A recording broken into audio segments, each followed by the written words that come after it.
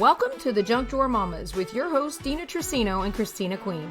We are so glad you're here with us as we sort through the drama and the trauma of life's hidden struggles to uncover hope and healing with a side of humor on this roller coaster ride we like to call extreme parenting. Whether you're raising a child or a teen with special needs, dealing with challenging behaviors, tackling addiction, mental health issues, or working through the trauma associated with foster care, it's a lot, and we get it. But you don't have to do this alone. So grab a cozy chair, settle in, and let's take this journey together.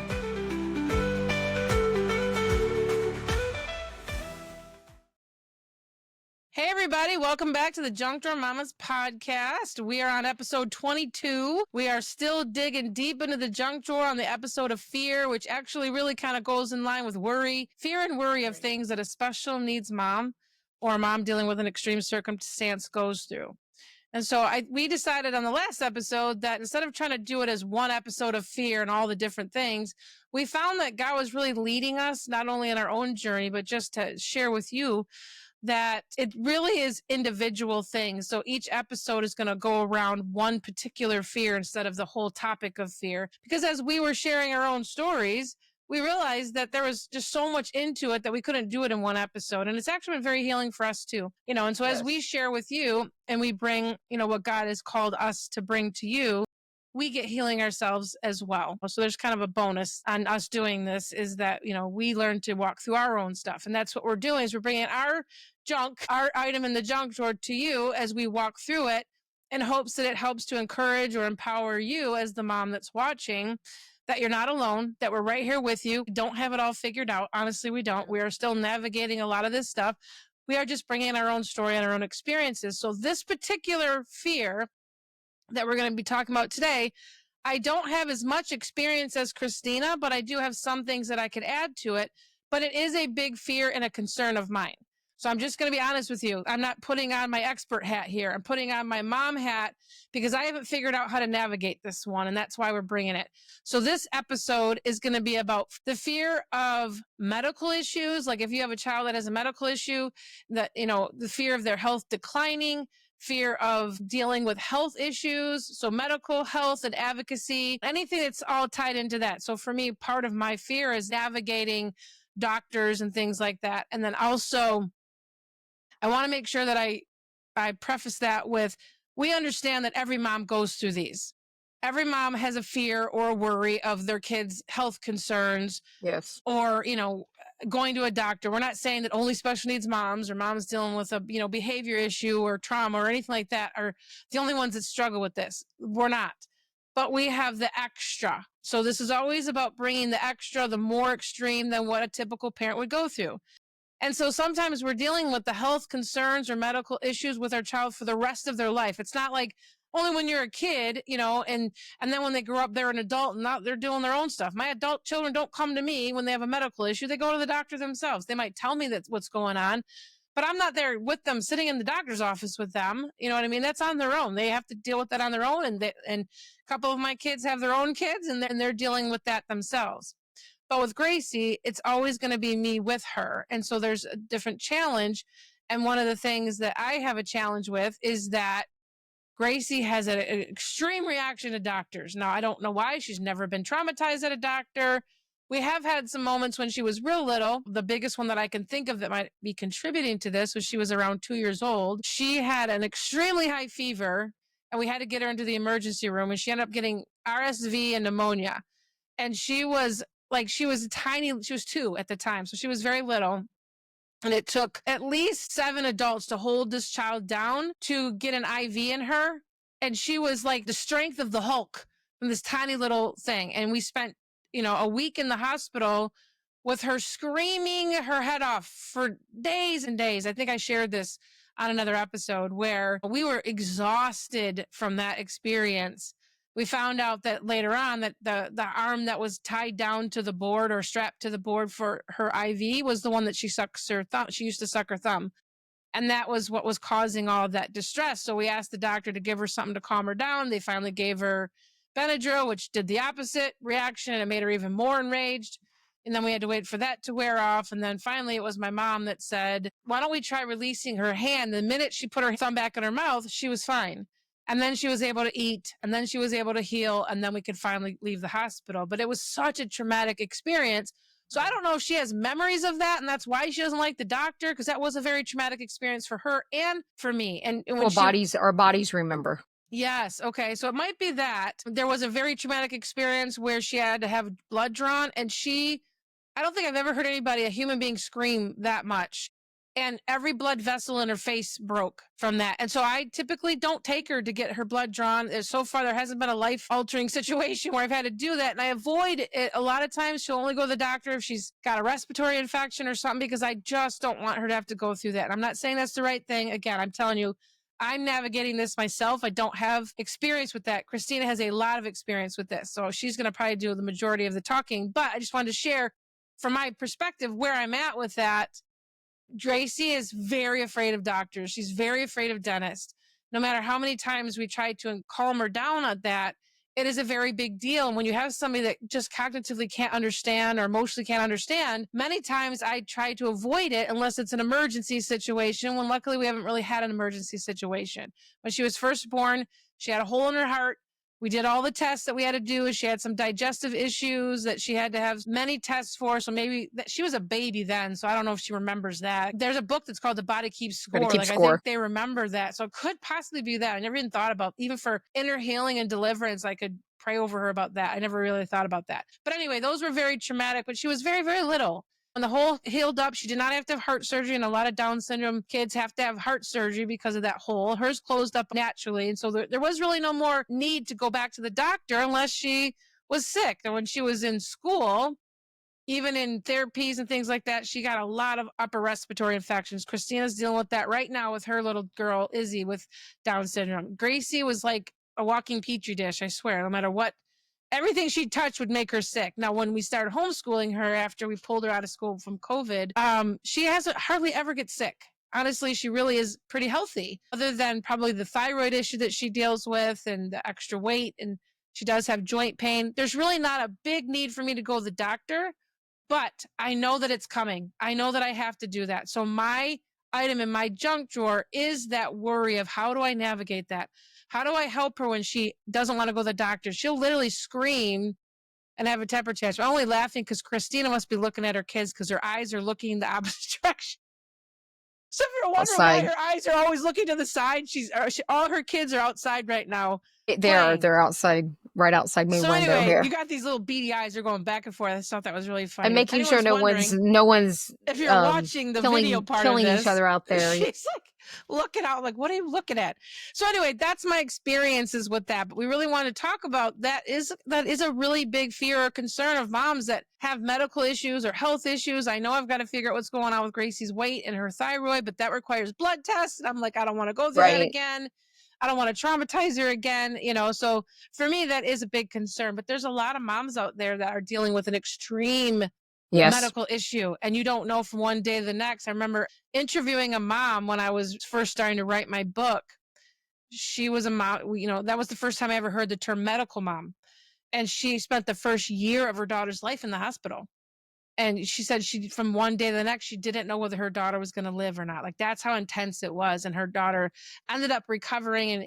And I don't know to this day, like, where she's at medically, but I know that she did go home and the daughter was starting to thrive. But can you imagine living the first year of your child's life, not knowing 1 minute from the next whether that child's going to live or not? That is an extreme situation. Right. It is. And so you go into major fight, flight, freeze mode in that. So anyway, I'm gonna turn it over to Christina because she definitely has more experience with the doctor's visits, especially being a foster mom and a adoptive mom. She's mandated by the state to take these kids for their checkups. I've never seen anybody that has more doctor's appointments and therapy appointments than her. And I always feel bad because I probably should be taking 𝗬cie to more of these, but I don't. I'm definitely not one of those moms that checks all the boxes of the therapy and the doctor's appointments, because I just try to keep the peace, because my child definitely deals with behavior issues more so than the average child with Down syndrome. Anyway, I do my best to try to keep her calm, and that's not always the right thing. I know that, if there was a serious situation, I wouldn't care. I would just take her I would do what I had to do. So I'm Yeah. not one of those moms that just wouldn't. We've never really Right. had a big issue yet. So Yeah. far, you know, we deal with So far, colds. so good. Colds, you know, she never cut herself. She never had to have, you know, a broken bone or anything like Stitches or that. nothing. Now Nothing. my other kids, my boys, oh my gosh, my Yeah. middle son Dougie is, I can't even tell you, we used to, like, we used up all of our medical insurance in the first couple of months of it because he always like cut himself, broke something. You know, he always had major stitches. He's the one that got hit by the truck. Like, he's used up all of our medical for lifetime. Anyway, so Yeah, I definitely have some of those kiddos too. Yeah. So anyway, I'm going to turn we it go over all the way to from the Christina. extreme. We go from the extreme of kids that think going to the doctor is fun and just think it's you know, a great thing, to kids that are terrified of going to the doctor. It's all ranges. And then kids that are never sick, never have any kind of medical anything, so it might look like they never go to the doctor, to kids that are there weekly. And there is, you know, just as a parent, we both know there's always a fear of, you know, you see commercials or whatever on TV, kids that have cancer. You know, it's normal as a parent to have a fear of anything bad happening to your kids. Anything like, I don't know what I would do if my kid had cancer. I don't know what, you know, what would this look like? So fear in general, you know, we talked about before, that's a normal thing for a mom to have. It's not a healthy thing when it's in excess by any means. And we already know fear is not of God. He gives us a sound mind, not a fearful, worrying, you know, that's the opposite of God. So number one, if we're finding ourselves doing that a lot, we're not partnering with the Holy Spirit and what God tells us. We're just kind of off. Before you finish, because we are doing the whole series on fear, and it actually in the Bible it talks about fear. I think it's like 365 times, but the main foundation is that scripture that she's talking about is that I have not given you a spirit of fear, but of love, power, and a sound mind. That needs to be the premise behind the foundation of everything that we're talking about, but also even me. God did not give me a spirit of fear. He did not give Gracie a spirit of fear. So if that is coming up, then that is something that we need to take authority over. Right. So I'm learning now. I just realized that there could be some memory there from childhood, and God is fighting for us. He is with us, and we don't have to fear. Fear is actually a spirit. It's not an emotion. It's a spirit. Right. And so I just wanted to say that because that was very good. We want to make sure that as we do dig into this junk drawer item of fear, that we remember that God is not the one that placed it there. He gave us power, love, and a sound mind.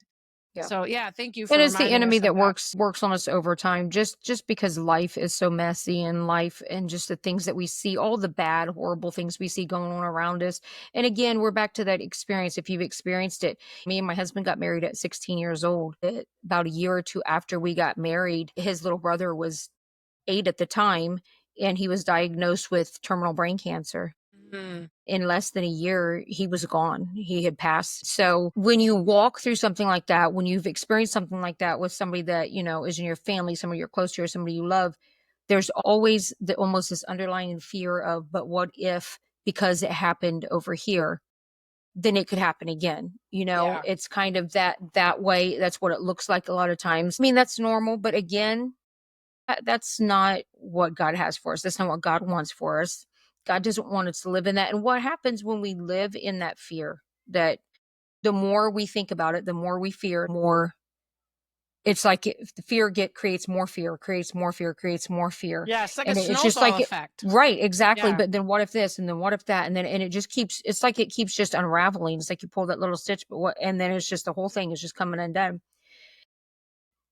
Where God would want us to be is, if you worry, which we're going to, because we're moms and we love our babies.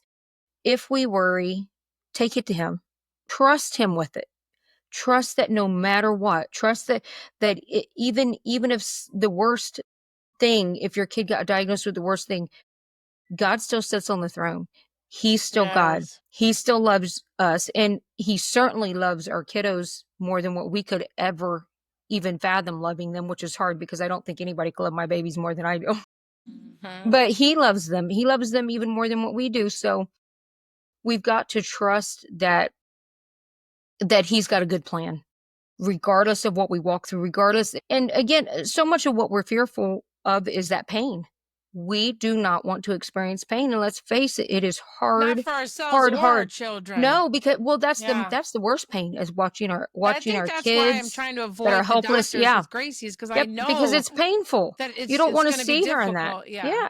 But well, God it's didn't painful give for her us to spirit of fear either. Right. Yes, I gotta remember and that. there's so much pain in us watching our kids have to go through something that we feel like, I'm the mom, I'm supposed to protect them.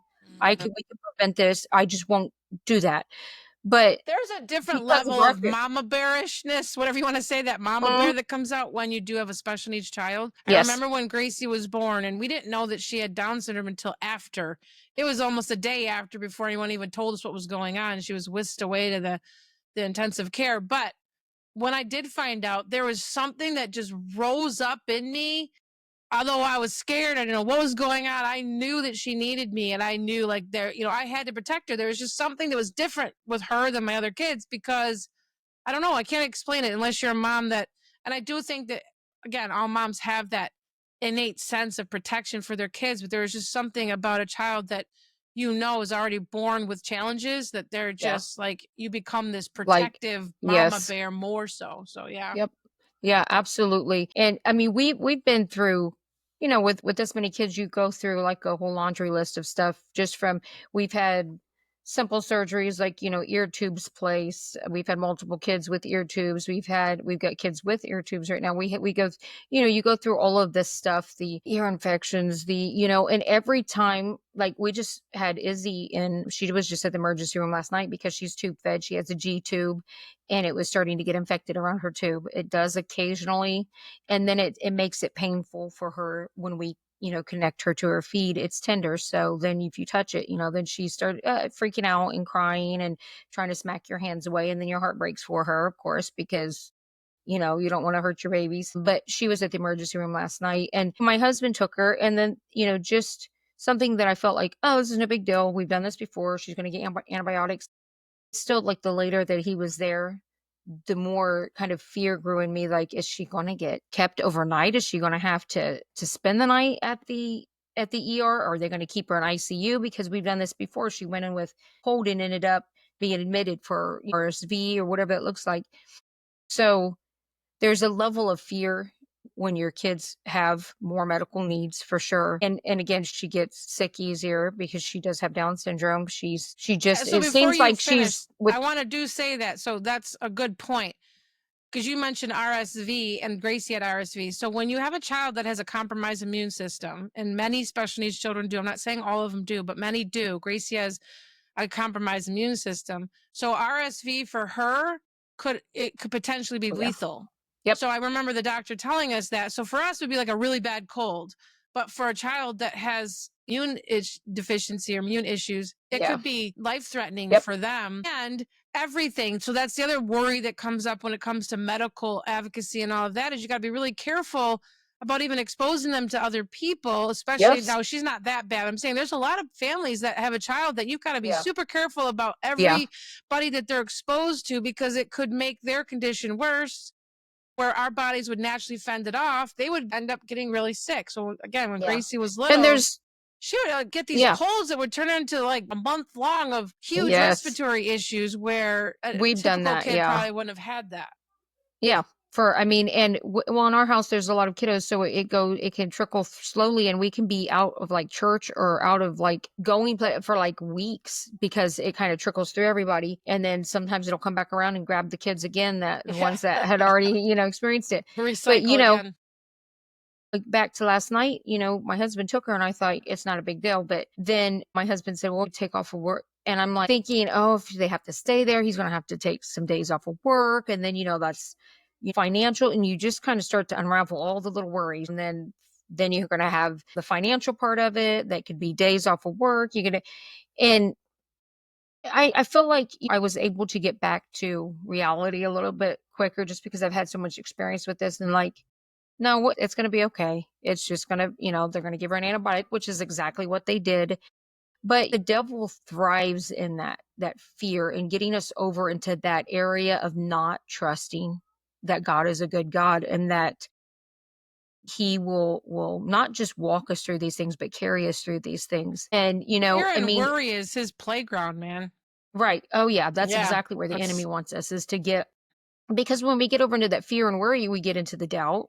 We get into we get into all of it. It just becomes one big giant tangled up mess, and a lot of times we just can't seem to find our way back to the top and get back out of that. Mhm. And honestly, for me anyways, and I'm imagining it looks like this for some other people, when we start to get into fear and worry in the one area, like, medical, what if this, what if they need this procedure, what if I get stressed out in a lot of other areas, whether it's dealing with my other kids, whether it's anything else that would normally just be not a big deal to navigate through becomes way more burdensome, way more heavy, way more extreme than what it normally would be, because I'm dealing with this other thing over here, this stress and this worry of what my kid might have to go through or what that might look like. Am I going to have to find a babysitter? And I know personally, I have gone through, oh my gosh, if this happens, then I'm going to have somebody come over and watch my kids. I'm going to have to do this. How can we both do? And I'm like going all the way through all these scenarios of, then I'm going to need somebody to do this and that. And like, none of it happens. None of it happens, but I've gotten so far over into the worry and the stress of the what could happen, what if, that I've caused myself to be stressed out, worried, over into fear and doubt, and just so much unnecessary stuff for absolutely no reason. Yeah, I would say most of what we worry about or are afraid of never comes to pass. Never happens. I know there's statistics about that, but I've read that before, that most of the time our worst case scenario never ever happens. Yep. You know Yeah. what I'm saying? So it usually falls somewhere in the middle, but even that, most of the time, it's never going to be the way we are building it up in our head. And that is, again, where the enemy comes in, because Yes. we've unconsciously partnered with that by worrying and not trusting that God has a plan in that. And I'm guilty of that right now, because I'm thinking that I'm worried about what Gracie's going to go through to have to go to the doctor, or, like we were just talking about this before this episode. She's 14. At some point, she's going to have a female exam. And I can't even begin to understand what that's going to be like for her, because she has a very hard time with anybody even wiping her. She still has to be cleaned every day because she can't do that herself. And I can't even imagine what she's going to go through, and the fear of that. Yeah. I feel like I'm projecting it on her, and I probably am, but how do you deal with that? And then what if you have a child that can't verbally, they're nonverbal, they have more challenges with them being able to express what's going on, and you've got to have some major procedure done like that. And I don't care what anybody says, a female exam is a major thing. It's Yeah. embarrassing. It's uncomfortable, no matter who you are. Yeah. Okay. Can you imagine doing that with a special needs child? Or, I've not done that yet. And so, I don't know, what Yeah. that's like. Not And again, fun. there's Yeah. probably moms out there that are like, oh my gosh, just get over it and just go do it. It's not that big of a deal. But for me, it is a big deal. Again, remember, if it's And then extreme there's for the you, other it's extreme. moms, right? And then there's the other moms that know the reality of exactly what you're talking about, because they've walked through that, and they're like, "Oh, that's exactly what happened. It was a nightmare, and this is what it looked like," and all the, And Mhm. sometimes our stresses and our worries are substantiated. Sometimes that does happen, but at the end of the day, if all the things that we were worried about happening when we did that happen, was God still there for us? Those opportunities, we could see them as an opportunity instead of that, the crisis or whatever that it feels like. Those are the times when we get to experience Jesus in a different way than what we I experience him love every that. day. Because, just in our daily life, who is he to us? He's this, and that. But when we walk through things that are traumatizing to our kids or traumatizing to us, what is it that he's trying to be for us and to us in those moments and in those times? And sometimes it just feels like, well, why do I have to go through this? Like, us losing our son, there was nothing fair about that.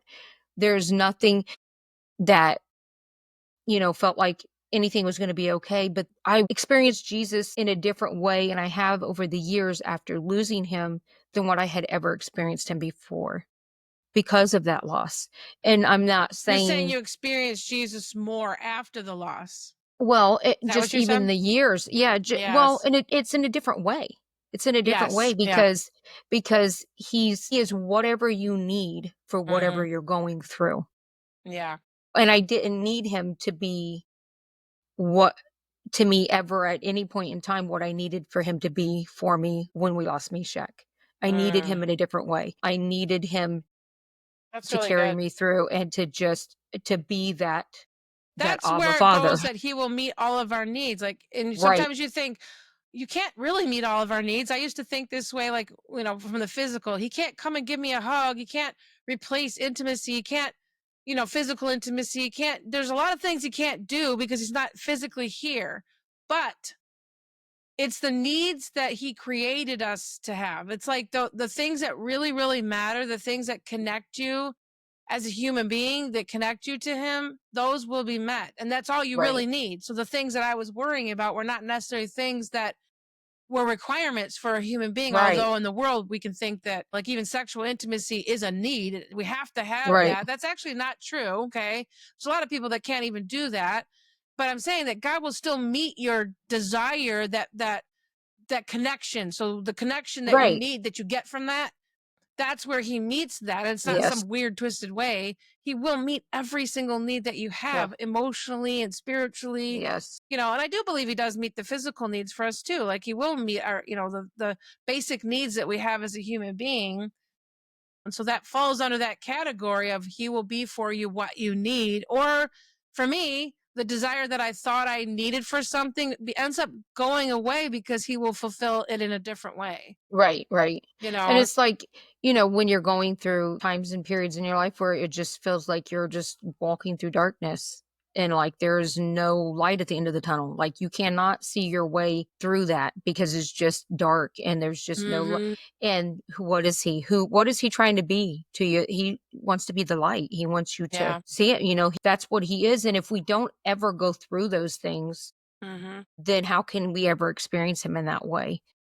And it ends up being it's the beauty for ashes, I mean, you just recording a lot of episodes about that particular issue, right? It is. That's exactly what it is. And you see, while there's hurts and pains that I wouldn't wish on no one, obviously no one wants to lose a child. No one wants to, and that's not God's plan. God doesn't do that. No one will ever convince me that God takes our children, that God I don't think he is causes the pain, but he absolutely uses not. it. He will use it. Because we live in a sinful world, I mean, there's pain in this world. We live in that.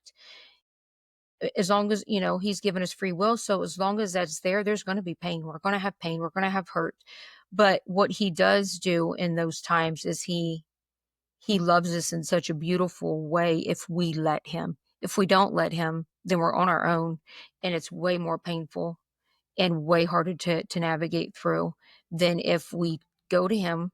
And I mean, he is there if you're like, God, I can't raise my hands. I can't pray. I can't do anything. All I can do is just lay here and think about you or talk to you or whatever you have got in you to give to him. He'll take it.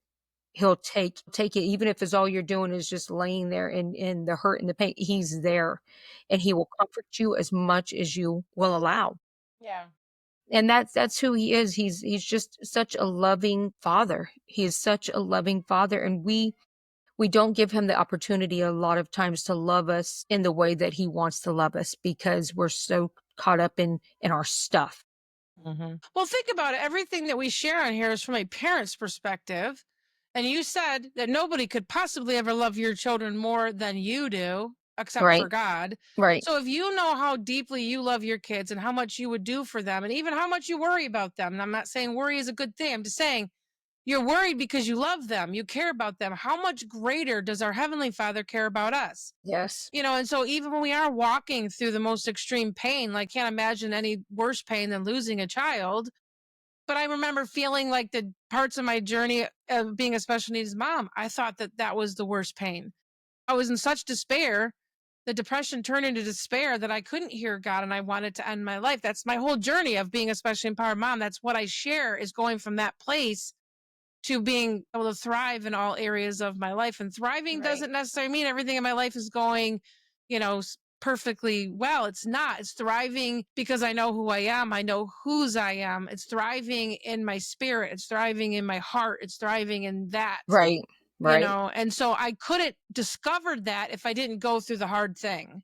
Right. There's parts about you and your identity and your character that you couldn't have discovered without that. Now I know any there's other way. people that would Yeah. say, well, that's cruel. Why would God do that? Why would he take your child away just so that you could discover He does it yourself? because he He doesn't didn't do take that. the child away, but No. he used it Right. to show you, to build strength, to Yeah. build resilience, Yes. because someday you're going to be able to talk to another mom that's walked through that.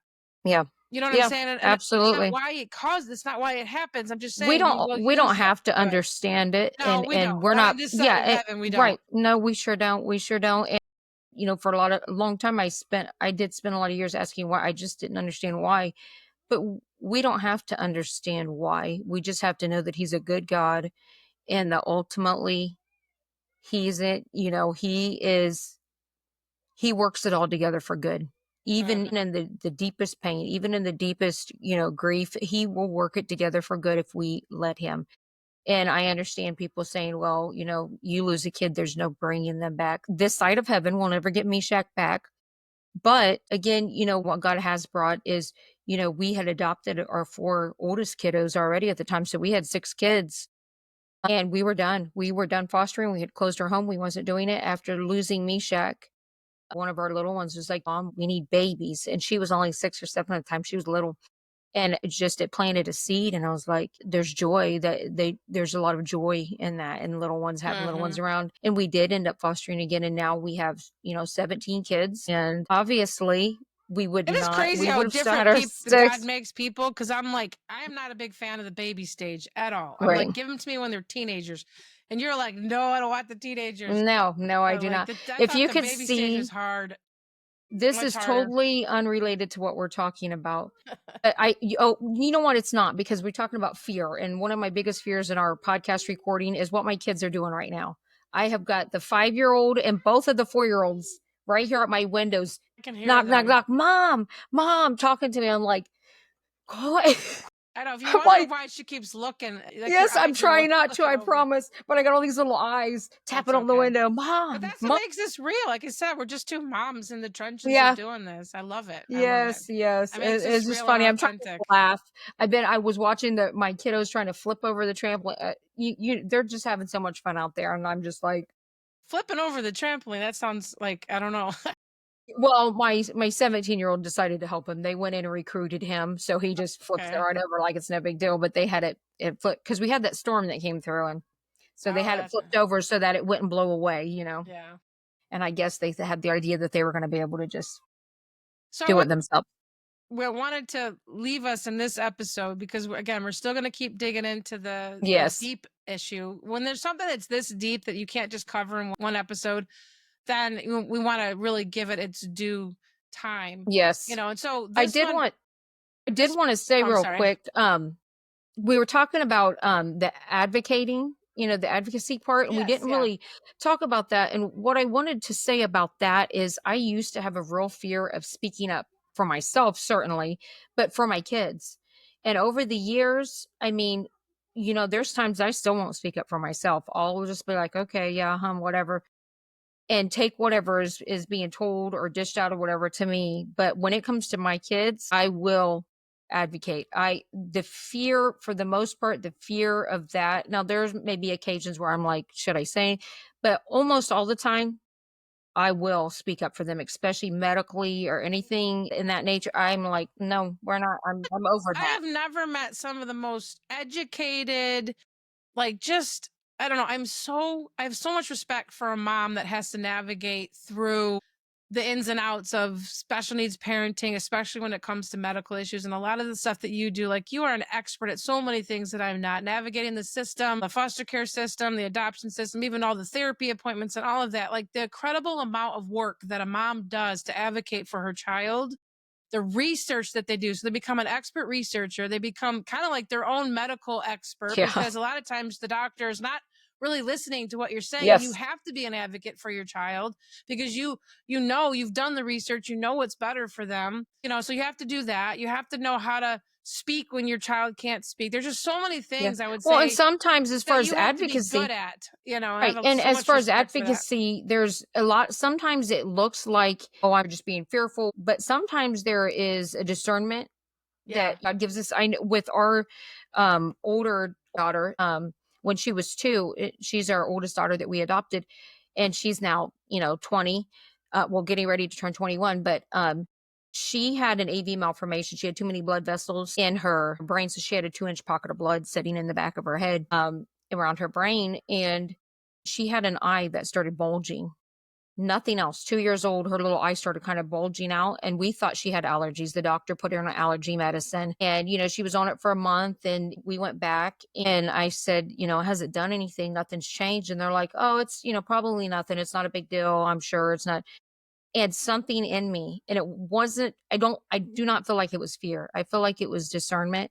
But my husband's brother that had passed away from terminal brain cancer, what they noticed when he was diagnosed, and how they diagnosed it, is because both of his eyes started turning in because of the pressure of the tumor at the base of the brain there. And so his eyes started going crossed. And so when it was something with her eye, there was something that told me, no, they need to check. And they tried to just get us out of the doctor's office and get us to move on. And it wasn't a big deal. And they said, kind of threw in last minute, well, we can do a CT scan, but and as soon as I'm like, do the CT scan.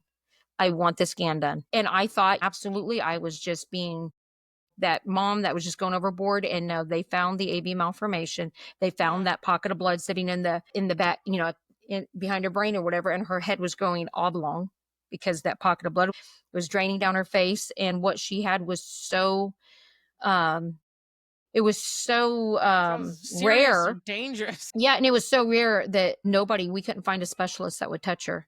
And we're in Ohio, so we had Children's Hospital, Nationwide Children's Hospital is one of the top hospitals in the nation. They wouldn't touch her. The world-renowned doctor at Riverside would not touch her because she was so tiny, and they said they had never seen that much in a child her age, so nobody wanted to touch her. Ohio State, and we ended up at the Cleveland Clinic, and she had an amazing doctor there that did 3 procedures where they went into her brain and injected super glue and shut down all those blood vessels. But had I not said, no, we are going to, and even at that, it still took a lot of advocating for me to even get her to have the procedures, because when I went to Ohio State, the doctor there was like, everybody just kept saying she's too little. We don't want to touch her. I said, what happens if we wait? Well, she could go blind. Yeah. She could have all these, and she could die before she turns 5. And I'm like, well, then why are we waiting? Yeah. We are the voice, and we've got to trust that if God made us their parents in any form, whether we're fostering, whether we're, kinship, whether they're our biological kids or stepkids, if God put us in that position in their life, then we've got to trust the discernment that he gives us and the wisdom that he gives us, and not get over into fear, but just trust that peace and that what you're hearing the Holy Spirit tell you, what you know. And sometimes you do have to go against somebody that is the expert. Yes. And so just to use an example, we have a dear friend of ours. Her daughter had to leave a very renowned hospital because they weren't able to find a solution for her child's rare condition. And they had to move to another state to go to another hospital. Yes. Even at the recommendation to not do that without giving. She trusted her mama's. She trusted her mom instinct. So without giving any details or anything like that, right? Just out of respect for who we're sharing about. Sometimes you've got to just pull the plug and say, this isn't working. Yep. Like, you're not fixing our child. You're their mom for a reason. Yes. You've got to do what you know is right to do. And if it means moving your child across the country to a different place where there is a doctor that says, we can do this, even if the recommendation is against that, but in your spirit, we always say in our gut instinct, but it's in your spirit that this is not right.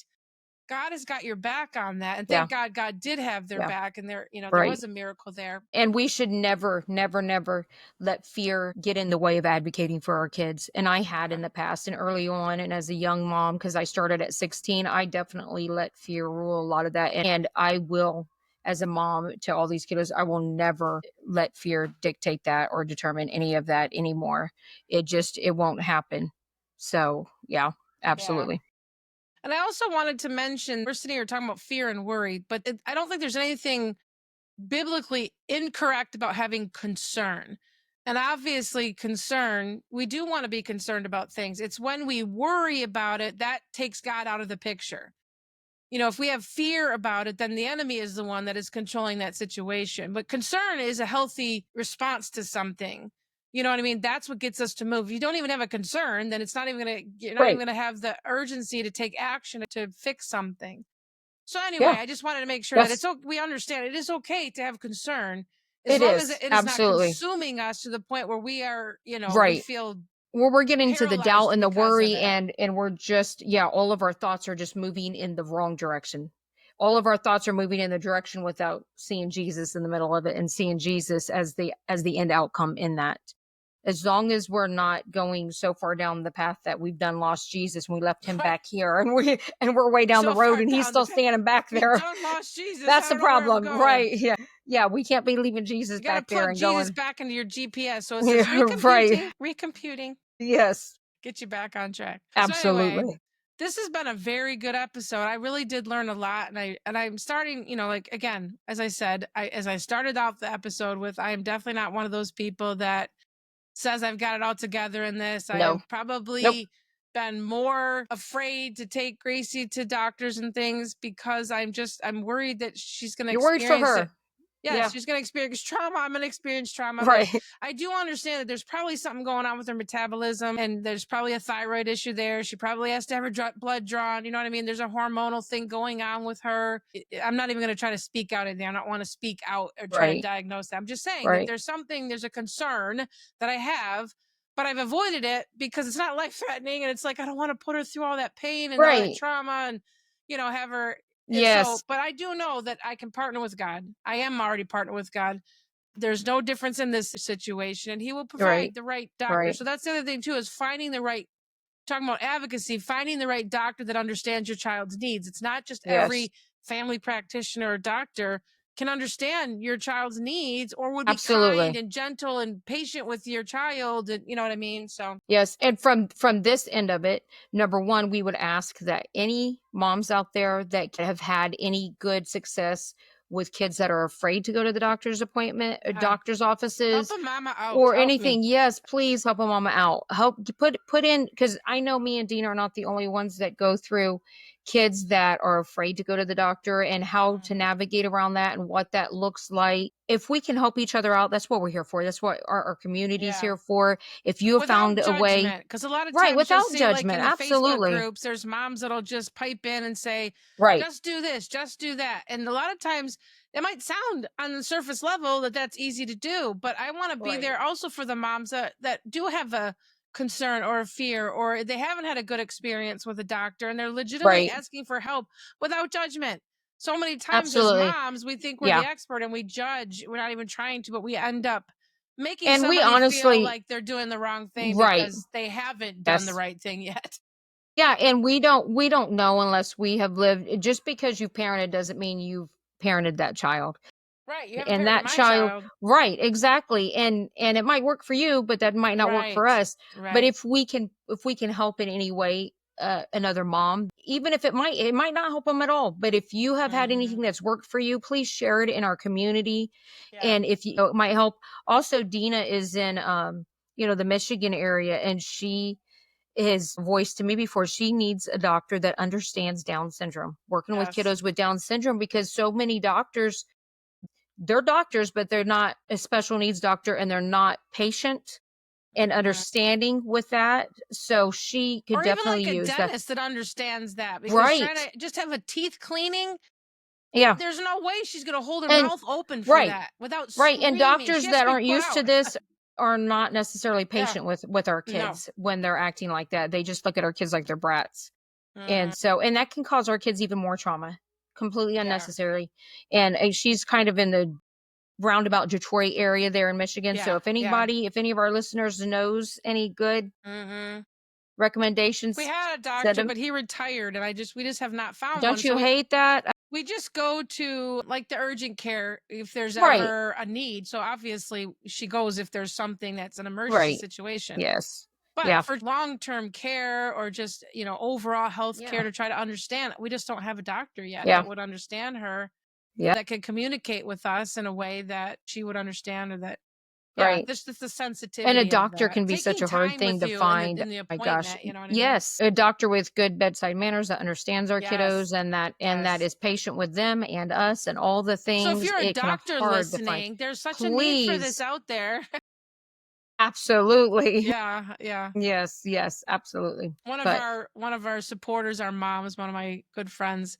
She has recommended this to her. I think it was her doctor's office, and then they recommend our podcast. So if you are a doctor listening, there's yes, such a need please. for There that kind, is a huge, gentle bedside manner for moms that are already, yeah. at Because the we're end of already their rope stressed with out, these probably, kids. and embarrassed about the way Right. our kids are already acting, Yes, trying to bite yes, you while you're yes. looking in their mouth or whatever that looks So like. here's an example of that. And I know we're going long now. This was supposed to be a short episode, but when her and I get together, we just go on and on. So Gracie does some weird things. You know what I mean? So she chews on herself. I don't know why. So her knuckles are all scarred on her knuckles because she chews on them. It doesn't matter if I put something on them or tell her not to do that. So a lot of times it's embarrassing. You don't want to take your child into the doctor like, what's wrong with your kid? And she also has like these really dark patches around her neck and around her ankles. It almost looks like she's dirty. It's not. I literally use a loofah sponge. I use this certain cream that is supposed to fade that. Anyway, and I did take that friend I was talking about, Ellen. I bought the cream. So if you're listening, Ellen, I did buy the loofah sponge and the cream, and it has definitely helped. But sometimes I'm afraid to bring her in because I don't want it to look like I've done something wrong. I don't know what's going on. So you try to hide that. Even when she's out in public, she doesn't like her shoes on. It's like, even in the wintertime, she doesn't want her shoes on. But I'm always like, do not take your shoes off if we go anywhere. Because her feet are dark or black. There's like so many dark spots on her feet that I just can't scrub off. I mean, it doesn't matter how much I soak her in the tub or scrub her off. There's something going on with that. And it can be embarrassing, and so there's that people don't realize that you're struggling with. And I know that's probably very shallow that I'm worried about that. No, it's not. But it is. I feel like all of those things matter. I really am taking care of her. And all those things pile up too, and cause mom guilt and even more fear and all of that and shame and all that. And there's no space for that. Yeah, I've got. So I can definitely hear your kids now. Mom. Yeah. All right, so we're going to end this here just so that she can get back to her kids and I can get back to my kids. So anyway, this was a great episode. Again, one that could go on longer than that, but I just love this. I love this conversation. Yeah. We're going to keep going into that. I think the next one, what we're going to do is really talking about the fear or concern of what would happen if something happened to me, who would care for my child. What do I don't even want to think about that, Dina. End of life care, or, one of the things that my husband and I did when we were financial planners. That letter of intent, like what you really breaking down, what would you do to tell somebody else how to care for your child? And what is that, plan? Not everybody has that. What does it look like? Plan. Yeah. So anyway, that is, I think, one of the biggest concerns that moms and even dads have is what would happen if something happened to us? How would they care for them? And if you don't have a family member, what would you do? What if you don't have the finances? All of that. Yeah. So anyway, that's definitely a big one too. So yeah. All right. This was an awesome episode. We love you guys. It was good. Thank you so much for joining us. Don't mind. Join us with our Summer Fun Challenge community. Get a jump in the community. Yep. Yes. Yep. We're very excited for that. So we will see you guys next week. Have an awesome week. We love you guys. All right. Bye. Bye. Hey, thanks for hanging out with us and listening to the Junk Drawer Mamas podcast. If today's episode encouraged you, share it with a mom who could use a little extra love and support. We'd love to hear from you too. Leave us a review and let us know what you think, or send us your ideas for what you want us to tackle in the junk drawer.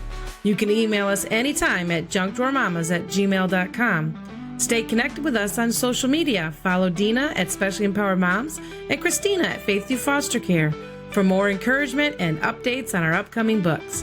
From two mamas in the throes of extreme parenting, we want you to know that you're doing a great job, mama, and you don't have to have it all together. But what's hidden can't be healed, so let's keep sorting through it together, one step, one story, and one laugh at a time. See you next time when we tackle another item in the junk drawer of life. Have an awesome week.